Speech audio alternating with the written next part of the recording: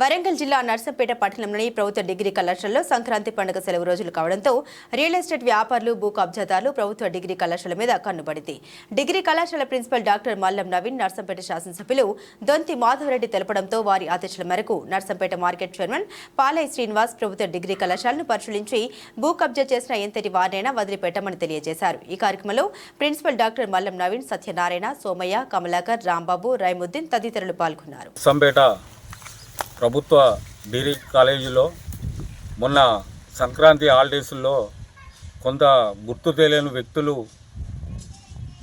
Degree college సంబంధించిన జాగను దున్నినట్టు దృష్టికి వచ్చింది.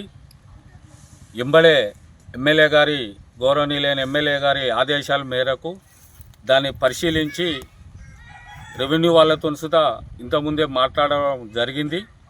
సోమవారం నాడు సర్వే చేసి గతంలో అద్దులుండే కాబట్టి అద్దులుండి గతంలో సుతా ఎమ్మెల్యే గారి నియోజకవర్గ డెవలప్మెంట్ ఫండ్ నుంచి దాదాపు 15 లక్షల రూపాయలు కాంపౌండ్ వాళ్ళ కోసానికి కేటాయించడం జరిగింది.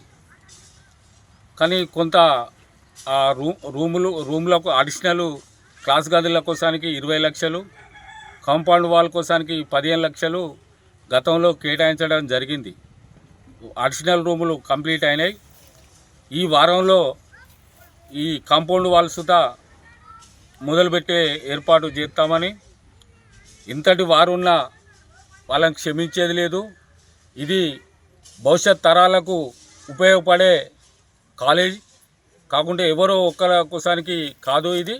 కాబట్టి దీన్ని సెంటు సుతా కబ్జా కాకుండా దాన్ని భూమిని పరిరక్షిస్తామని కాంగ్రెస్ పార్టీ తరఫున మీకు సోమవారం రోజు ఎంఆర్ఓ గారి ఆధ్వర్యంలో గౌరవ మా ఎమ్మెల్యే గారి ఆదేశాల మేరకు మున్సిపాలిటీ రెవెన్యూ వాళ్ళతోని సోమవారం నాడు జాయింట్కు పెట్టి దీని చుట్టూ ట్రెంచ్ కొట్టించి పనిసూత వారం రోజులలో స్టార్ట్ చేసే విధంగా చూస్తామని మీ ద్వారా అందరికీ తెలియజేస్తున్నాం.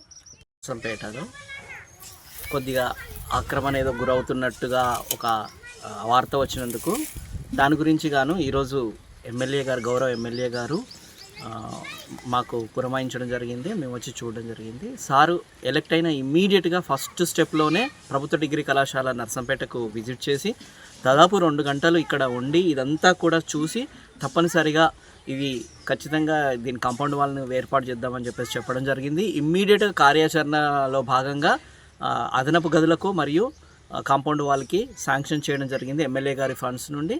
అలాగే ఎంఆర్ఓ గారికి కూడా దృష్టికి తీసుకెళ్ళి దీని ఎట్టి పరిస్థితుల్లో ఎలాంటి ఆక్రమణకు గురి కాకుండా చూసుకుంటామని చెప్పేసి. సుమారుగా ఇది ఎంత ల్యాండ్? దాదాపు 18.5 ఎకరాల ల్యాండ్ ప్రభుత్వ డిగ్రీ కళాశాలకు చెందింది. ఎలాంటి ప్రైవేటు వాళ్ళు కూడా దీన్ని ఆక్రమణకు గురి కాకుండా చూసుకోవాల్సిందిగా ఎమ్మెల్యే గారు ఎప్పుడూ మాకు వెన్నంటి ఉన్నారు. తప్పనిసరిగా చూసుకుంటామని చెప్పారు. ఎంఆర్ఓ దృష్టికి కూడా మేము తీసుకెళ్తున్నాము. తప్పనిసరిగా దాన్ని ఆక్రమణకు గురి కాకుండా చూసుకోవాలి.